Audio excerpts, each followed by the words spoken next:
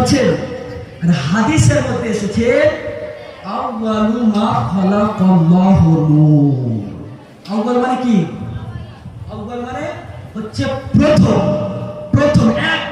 আর আল্লাহ পাক রব্বুল আলামিন বলেছেন হাদিসে পাকের মধ্যে এসেছেন আউয়ালু মা খালাকাল্লাহু নূর। হে আমার হাবিব, হে আমার পয়গম্বর, হে আমার দোস্ত, হে আমার মাহবুব, আমি আপনার নূর মোবারককে সর্বপ্রথমে সৃষ্টি করেছি।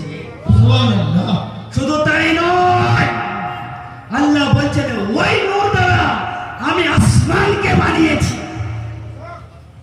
আর আমরা তো নূরই মানি না, নূর মানি না, আর আল্লাহ পাক ওই নূর দিয়ে আসমান বানিয়েছে। আমরা ভাঙব, মেনে নেব? কথা বুঝতে পারছেন?